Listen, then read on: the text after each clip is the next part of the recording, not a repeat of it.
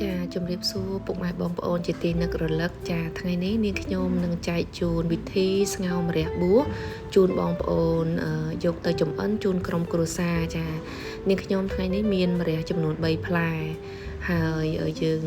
ឆ្កៀលយកគ្រាប់ចេញទៅហើយនឹងមានតៅហ៊ូចាតៅហ៊ូដែលយើងធ្វើផ្ទាល់នៅហាងរបស់យើងនឹងយើងច្របាច់បែកប៉ុណ្្នឹងមកចាបងប្អូនហើយយើងមានផ្សិតតិចកដោហើយនឹងមីសួរចំពោះម្រះក្រោយពីយើងចិតឆ្កៀលគ្រាប់ចេញហើយបងប្អូនយកវាទៅស្ងោរចាបងប្អូនអាចស្រស់ក៏បានអាចស្ងោរដូចនាងខ្ញុំចេះក៏បានដែរបន្ទាប់ពីស្ងោរហើយយើងដាក់ស្ងោរចោលទៅយើងមកប្រឡាក់គ្រឿងស្នូលរបស់យើងចាយើងដាក់អំបិលស្ករសហើយនឹងម្សៅបន្លែហើយនឹងម្រេចម៉ដ្ឋនៅក្នុងស្នូលហ្នឹងបងប្អូនហើយមីសួរយើងកាត់ទូចល្មមមកហើយតិចកដោផ្សិតតិចកដោក៏យើងហាន់សរសៃទូចដែរចាបន្ទាប់ពីច្បល់គ្រឿងនឹងហើយម្រះដែលយើងស្ងោរមុនហ្នឹងយើងយកទៅលាងទឹកត្រជាក់សិនចាលាងអញ្ចឹងទៅធ្វើឲ្យសាច់ម្រះហ្នឹងវាទន់ឆ្ងាញ់អញ្ចឹងបងប្អូនហើយក្មេងៗក៏ញ៉ាំបានដែរដោយសារខ្ញុំស្ងោរឡើង10នាទីចាអត់សូវល្វីងខ្លាំងទេហើយបន្ទាប់មកស្នូលយើងយកមកញាត់នឹងម្រះហ្នឹងពេលបងប្អូនញាត់ពេលយើងញាត់មួយចំហៀងដៃមួយចំហៀងទៀតយើងទប់ដើម្បីកុំឲ្យវាធ្លាយទៅមួយចំហៀងទៀតអញ្ចឹងណាខាងមុខវាយើងបិទទប់អញ្ចឹងណាមុនហ្នឹងខ្ញុំភ្លេចប្រាប់បងប្អូនយើងលួចម្សៅពោតបន្តិចនៅក្នុងស្នូលម្រះហ្នឹងបន្ទាប់មកនាងខ្ញុំប្រើប្រេងឆាអូលីវយកមកចៀនបិទមុខវាចាប្រេងឆាអូលីវនេះយើងប្រើអត់ក្តៅកយើងស័ក្តិសមសម្រាប់អ្នកដែលគាត់មានមនុស្សចាស់ហើយនឹងមានកូនក្មេងក្នុងគ្រួសារអញ្ចឹងណាហើយតម្លៃក៏សមរម្យដែរនេះម្រះយើងយកមកចៀនបិទមុខអញ្ចឹងបងប្អូនយើងផ្កាប់អាកន្លែងយើងញាត់ស្នូលហ្នឹងហើយបើកភ្លើងតិចបានហើយចាជាងចៀនអញ្ចឹងទៅចៀនសងខាងមកបងប្អូនយើងត្រឡប់ថ្នមអញ្ចឹងមកហើយយកខ្ទះណាអត់ជាប់បើខ្ទះជាប់អាស្នូលម្រះហ្នឹងវានឹងជាប់ទៅលើខ្ទះអស់ហើយចាបងប្អូនទាំងអស់គ្នាក្រោយពីម្រះយើងចៀនហើយយើងស្រង់ម្រះចេញទៅខ្ទះហ្នឹងយើងដាក់លេងអាសាច់ស្នូលម្រះនៅសល់ហ្នឹងណាហើយជាមួយនឹងរឹសជីម៉ាន់ស៊ុយហើយនឹងគល់ជីរណាយើងលេងឲ្យឈ្ងុយល្មមប៉ុណ្្នឹងហើយបងប្អូនដាក់ទឹកចូលទៅចាដាក់ទឹកល្មមស្មើនឹងម្រះអញ្ចឹងណាលិចម្រះបន្តិចចា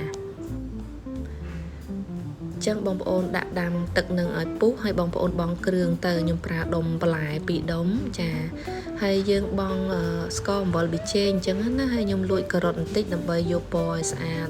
ឲ្យក្មេងៗញ៉ាំកូនខ្ញុំញ៉ាំបានដែរចាកូនក្មេងក៏គាត់ញ៉ាំបានដែរស្ងោរម្រះនេះដោយសារតែអត់សូវល្វីងខ្លាំងហ៎ចាអញ្ចឹងបងប្អូនបង់គ្រឿងក្រៅអំបិលស្ករប៊ីចេងហើយបងប្អូនយកម្រះដែលយើងចៀនហើយនេះបងប្អូនយើងយកមកដាក់ចូលក្នុងទឹកនឹងទៅចាយើងដាក់ក្នុងទឹកស៊ុបយើងទៅហើយបន្ទាប់មកបងប្អូនល្ងាស់ទៅតែប៉ុណ្្នឹងឯងហើយល្ងាស់ហ្នឹងបងប្អូនប្រើភ្លើងទូចបាទប្រើភ្លើងទូចតិចទៅល្ងាស់ប្រហែលជា10ទៅ15នាទីហើយបើសិនជាទឹកនឹងស្រកខ្លាំងបងប្អូនថែមទឹកឲ្យហួសម្រះបន្តិចពេញមកល្ងាស់តតែចាតតែវាឡើងពពុះអញ្ចឹងបងប្អូនហើយយើងដួសពពុះចេញទៅនេះបើកភ្លើងទូចបែបហ្នឹងចាបងប្អូនទាំងអស់គ្នាយើងល្ងាស់ចោលក្រែកចោលនៅលើភ្លើងអញ្ចឹងណាហើយពេលពុះហើយបងប្អូនភ្លក់មើលសាបប្រៃតាមចំណង់ចំណូលចិត្តទៅចាហើយខ្ញុំភ្លក់ទៅវារៀងស្ទើររសជាតិខ្ញុំថែមទឹកត្រីប៊ូសនេះបន្តិចចាទឹកត្រីប៊ូសនេះបងប្អូនអាចរកទិញបាននៅកន្លែងលក់ខាងគ្រឿងទេសប៊ូសផ្សេងមានទាំងអស់ចាហើយបងប្អូនសឡនេះយើងសុំសាបតិចទៅបើយើងចង់ថាស្ទើអីយើងអាចថែមគ្រឿងក្រៅដូចជាទឹកត្រីទឹកស៊ីអ៊ីវអីយើងដាក់ចុចម្ទេសអីអញ្ចឹងណាហើយម្ហូបសាបចេះបងប្អូននាងខ្ញុំណែនាំត្រូវមានម្ហូបមួយមុខទៀតលក្ខណៈសាច់បួសចៀនឬក៏ត្រីចៀនអីអញ្ចឹងទៅដូចខ្ញុំថ្ងៃហ្នឹងគឺក្រៅពីស្ងោរម្រះហ្នឹងខ្ញុំមានសាច់ប្រឡាយើងប្រឡាសាច់ប្រទះធំហើយយើងចៀនហើយយើងយកមកបន្ទាប់ជាមួយម្ជូរស្វាយជ្រក់ស្វាយជាមួយប៉េងប៉ោះមួយមុខទៀតនិយាយទៅម្ហូបសាបចឹងគេគូជាមួយម្ហូបប្រៃមួយមុខទៀតបានលក្ខណៈថាញ៉ាំទៅវាត្រូវគ្នាហ្មងណាចាអញ្ចឹងបើសិនជាបងប្អូនទម្លាប់ញ៉ាំបែបណាអាច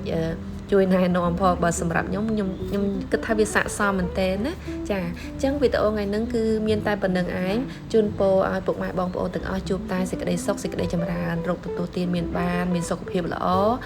មានសុភមង្គលនៅក្នុងក្រុមគ្រួសារជាពិសេសគឺមានសន្តិភាពទាំងផ្លូវកាយនិងផ្លូវចិត្តចាសូមអរគុណសូមជម្រាបលា